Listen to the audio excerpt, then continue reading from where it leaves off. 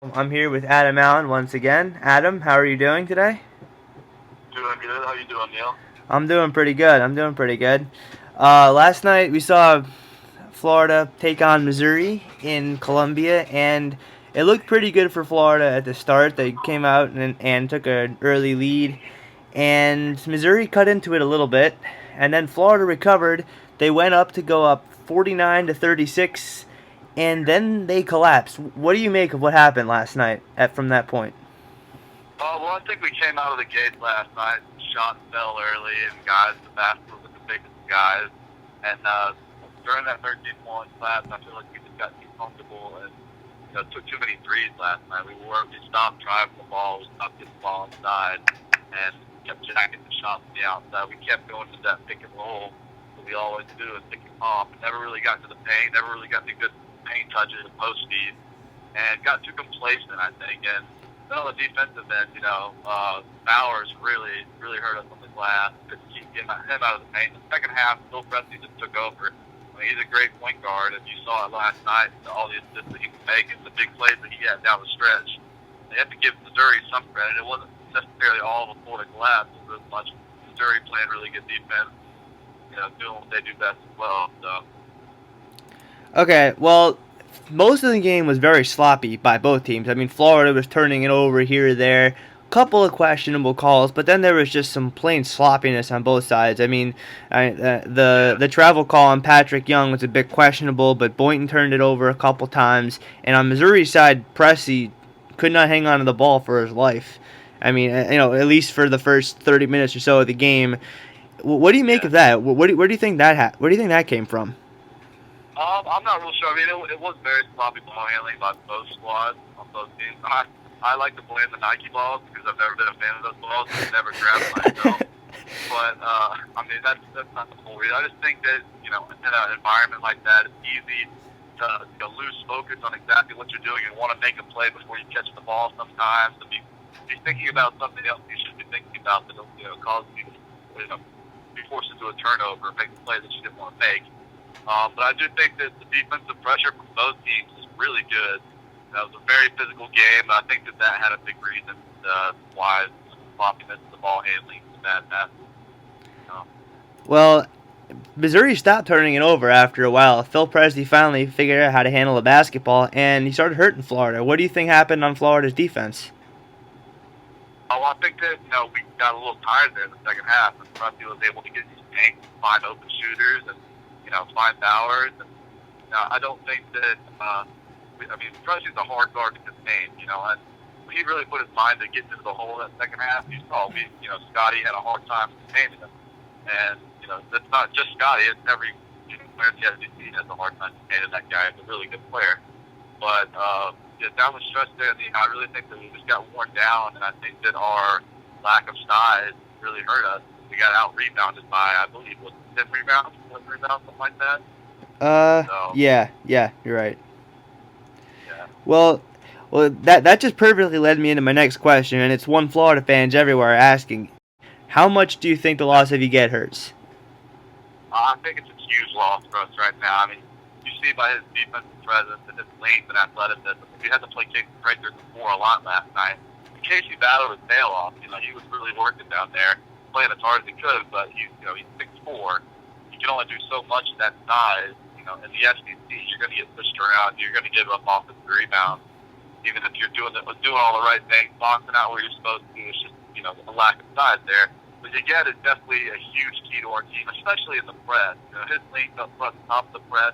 Our press doesn't look the same without him up there, and it'll be great once we can get him back. Right now, we have to learn how to play without him and overcome the adversity, and hopefully we'll be able to do that these next few games. Well, another stat I saw last night that really concerned me was that Florida shot relatively well from three. I mean, they made 10 of 33 threes. That's not fantastic, but that's by no means in any way a disappointment. That's still above 30%. You can't always expect to come out shooting 45. Is this a sign that Florida has to have some other type of offense? Definitely. We have to have a balance of scoring inside and out. Especially last night when Pat got in foul trouble. He had to sit out most of the first half. We don't really have a post option Murphy's not going to go down there and get buckets back to back in the post. We have all of our guys perimeter oriented. And without Pat Young out there, without you get out there, it's really tough for us to get buckets inside and out. And we really got away. We got too caught up in getting in the ball screens, like I said earlier. We got that pick and roll action, but there was we didn't get anything out of it. We didn't get to the paint, and we didn't create open shots from inside out. All our shots were, kick the ball reverse, one-on-one moves, and it's hard to beat teams like that. They were down 1 with about 10 seconds to go, and Kenny Boynton decides to launch a 3. Do you like this or not? Obviously, it's not the play that was drawn up and what everybody would wanted. The play was a pick and pop with Scotty and Murph, but Kenny caught the ball at the top of the key there and had to make a play. Didn't really have any driving lane. The guy kind of backed off them a little bit. They took a decent shot for Kenny.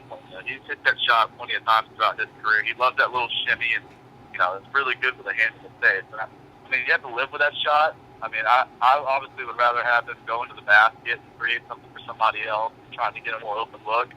But, if that shot goes down, you don't hear anybody today talking about, we should have got something, a different look, yada. But, obviously, not the play that we wanted, but that shot in that situation could have been a worse shot, Right.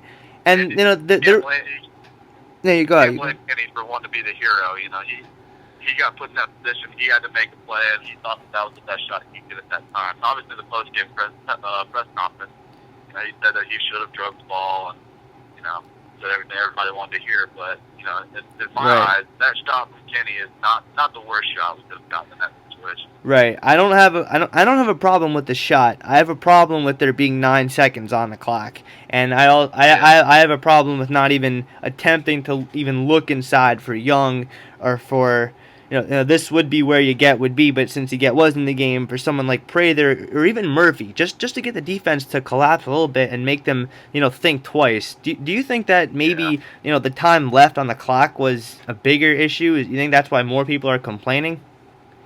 Yeah, I do think that was a bigger issue. With that much time on the clock, we should have saved it, kicked it out, ran another play, tried to find something, but, we didn't, and missed the shot, and we're stuck sitting here talking about it today. So what else can you do? We do have to get better in late game situations. So it's been our Achilles heel the past few years, and it's been because we've been a perimeter oriented team. We haven't really had a great inside presence.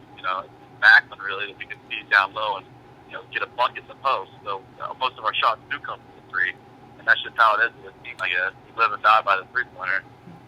Right. Okay, well, last night's loss was pretty disheartening, but, everybody does lose eventually. Even the great teams, they go on the road, some great environments, they don't get it done. But this is starting a trend for Florida. When you go back and look at some of the great teams Florida's faced on the road in the last 12 months or so, this is pretty apparent. We saw it earlier this year against Arizona. We saw it last year in the Elite Eight against Louisville. That wasn't exactly a road game, but it was a neutral site. And when Florida's playing great teams away from the O-Dome, and they're playing them pretty well, they're beating them by 10 through 15 points somewhere, they can't quite put them away though. And then these teams just come back and they beat them in the very end. We've seen this 3 times against 3 very good teams. Is this a concern for you late in March? I don't know if it's much cause for concern. It does worry me a little bit in that we got to be able to close good teams out on the road, put our foot down in crunch time, and not let them get what they want to get. But I do think that thank God in the tournament we don't have to play at anybody's arena. These teams feed off of when we've made mistakes. We had a few sloppy turnovers. We didn't execute as well as we should have, and we got 2-3 happy. But I don't think it's a big concern. I think coming down the stretch here in March, I think these guys are mature enough to understand what they're doing wrong in clutch time situations. And the game's about a process. It's not necessarily just about the last game. Right. And they understand that. They have to, they have to perform better in the last 2 minutes.